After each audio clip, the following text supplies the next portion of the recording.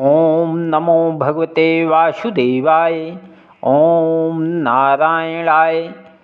हे राजन, जब राधिका अपना मनोरथ पाकर घर को चली जाती थी, तब राह में वही सखी जिसने उनका हाल केशोमोती से कहा था फिर मिली। उसने श्यामा का मुखारबिंदु प्रसन्न देखकर अपनी बुद्धि से जान लिया कि यह अपनी मनोकामना पाकर आई है। ऐसा विचार कर उस सखी ने राधिका से पूछा, फिर तहीं व्याकुल ये अभी जिनके दर्शन लाग, कहाँ मिले नंद नंद सो धनि धनि तेरो भाग। नहीं पावत हैं जानी योगी जन जप तप किए, बस करि पायो ताहि तय कैसे कहूँ नागरी। यह बात सुनते ही राधिका नाक व भौं चढ़ाकर बोली कि तू मुझे वृथा बदनाम करती है।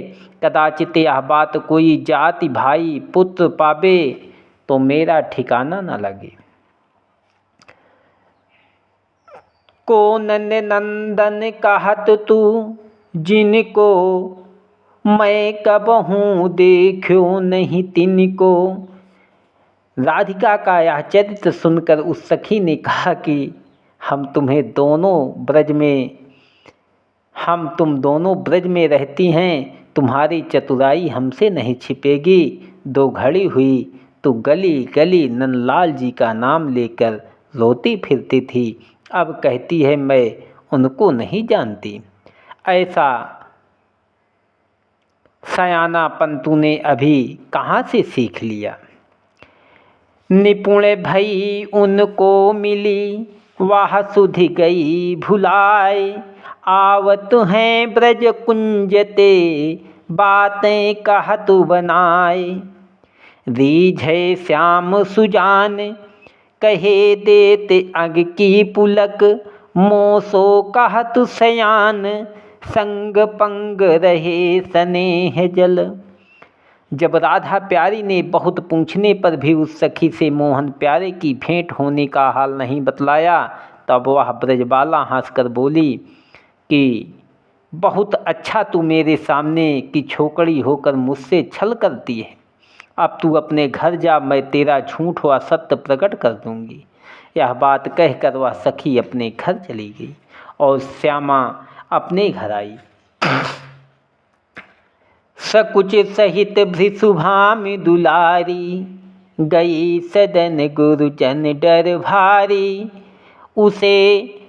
उसे देखकर कीर्ति ने कहा कि तू दिन भर दही बेचने के बहाने कहाँ रहती है। आज तेरा भाई कहता था कि राधा मोहन प्यारे के प्रेम में उनके पीछे फिरा करती है। तुमको कुछ लज्जा नहीं आती। सब गांव वाले तुझे श्याम सुंदर के साथ बदनाम करते हैं। ऐसी बात मत कर जिसमें तेरे माता पिता की हंसी हो। यह वचन सुनकर राधा बोली, खेलन को मैं जाऊं नहीं, कहाँ कहा तेरी मात। मुझसे जाति सही नहीं, यह सब झूठी बात। घर घर खेलन जात, गोपन की सब लड़किनी। तू मोको रिसियात, उनके मात पिता नहीं।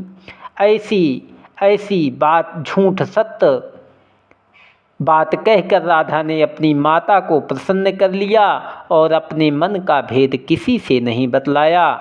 उस सखी ने जाकर ललिता आदि सब ब्रजवालाओं से कहा कि आज राधिका ने श्याम सुंदर से भेंट करके अपनी इच्छा पूर्ण की। जब वह बंसीवट से अपना मनोरथ पाकर आती थी, तब मैंने उसका मुखारबिंदु प्रसन्न देखकर भेंट होने का हाल पूछा। तब वह बोली, मोसो तब लागी कहन को, हरिका को नाव। कै गोरे कै सांवरे, बसन कौन से गाँव। मैं तो जानत नाही, लेत नाम तुम कौन को, लख्यो स्वप्न में माही, सांची कहत की सत तुम।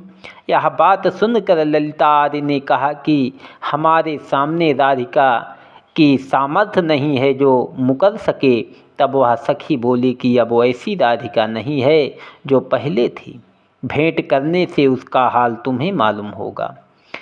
बड़े गुरुन की बुद्धि पड़ी, काहू नहीं पतियात, एको बात न मानी है, सौ सौ गंध ही खात। जब ललिता आदि सखियाँ इकट्ठी होकर यही बात पूछने के लिए राधिका के स्थान पर आई, तब श्यामा उनके मन का हाल जान गई कि ये मेरा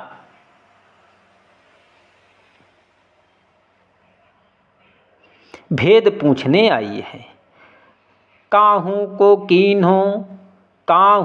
कीन्हो नहीं आदर, कर चतुराय, मौन गई बोलन नहीं, बैठी रही निठुराय। उसकी यह दशा देखते ही ललिता आदि आपस में उनके पास बैठकर जब इधर उधर की बातें करने लगी, तब एक सखी ने राधा से कहा कि तुमने मौन व्रत कब से धारण किया है, उनका हाल हमें भी बतलाओ। कौन गुरु से यह मंत्र सीखा है, हम लोग भी वह धारण करना चाहती हैं। अब तुम ही को हम करें गुरुदेव उपदेश, हमहूँ राखे मौन व्रत, करे तुम्हें आदेश। हमको की हो अजान, चतुर भई तुम लाडली, कहाँ सीखियो ज्ञान, ऐसी बुद्धि लागी करन। यह बात सुनकर राधा ने कहा कि सुनो ललिता, हमारे तुम्हारे बीच में कुछ भेद नहीं है जो मैं तुमसे कोई बात छिपाती, पर झूठी बात मुझसे सही नहीं जाती। काल ही राह में मुझसे इस सखी ने कहा कि तेरी भेंट श्याम सुंदर से हुई है। मैंने आज तक कभी केशव मोती को स्वप्न में भी नहीं देखा और यह मुझको वृथा पाप लगाती है। सो मुझे यह ठिठोली की बात अच्छी नहीं लगती, इसमें मेरे वास्ते बदनामी है। बिना देखे कोई बात नहीं कहना चाहिए। मुझे इनसे नंदलाल से कब भेंट करते देखा था जो ऐसी बात कही। अभी कोई जाति भाई सुने तो मेरा ठिकाना न लगे। और कहे तो मोही कछु नहीं व्यापे मन माही। तुम ही कहो जो बाल वह बात यह तो दुख होए कि नाही। तुम पर ऋषि मोहि गात याते आदर नहीं कियो। सुन प्यारी की बात रही सब मुख तनि चितय। तब ललिता बोली कि हे राधा, तुमसे इस सखी ने कुछ नहीं कहा। कदाचित यह मुझसे कुछ कहती तो मैं इससे झगड़ा करती। तेरी अलोनी देह पर हम लोग क्यों लोन लगावे। तू बड़ी पतिव्रता है, तेरे श्याम को इसने कहाँ देखा होगा। बिना भाग्य उनका दर्शन मिलना बड़ा कठिन है। तेरे बराबर हम लोगों का भाग्य कहाँ है जो केशव मोती का दर्शन हमें मिले। यह सुनकर राधिका बोली, वृथा झाड़ मोसो करत कहीं कहीं झूठी बात। भलो नहीं उपहास यहाँ मैं सकुचत दिन रात। राधा की यह बात रुखाई देखकर ललिता ने कहा, जब आओ इत श्याम तब हम तो ही बताई हैं। तो ही देखी हैं बाम हमहूँ हैं अभिलाषयति। ऐसे कहाँ सब हंस उठी प्यारी बदन निहारी। आई थी अति गर्भ करी चली सखी सब हारी। कहत परस पर जात निडर भई अब राधिका। कबहूँ तो हम घात पाड़ियों दो आई के। सब ब्रज गोपिन के बसी, यही बात मन आन। हरि राधा दो मिले, निशिवासर यह ध्यान। सब सन्मुख यह बात, और कछु चर्चा नहीं। नंद महेर को तात, सुता महेर वृषभानु की। जब बहुत पूछने पर भी श्यामा ने मोहन प्यारे से भेंट होने का हाल सखियों से नहीं बतलाया, तब वह लोग वहाँ से अपने अपने घर आकर इस खोज में लगे कि राधा व मोहन को भेंट करते समय पकड़ना चाहिए, जिसमें श्यामा का झूठ बोलना प्रकट हो जावे। राधिका कृष्ण में ऐसी प्रीति बढ़ी कि एक क्षण दोनों को बिना देखे चैन नहीं पड़ता था। श्यामा ने दूसरे दिन मोहिनी मूर्ति को देखने की इच्छा से ललिता आज सखियों के घर जाकर कहा कि चलो बहिन, यमुना स्नान करावे। जब सखियों ने बड़े आदर भाव से राधा को बैठाला, तब वह बोली कि आज क्या मैं तुम्हारे घर नई आई हूँ जो इतना आदर करती हो।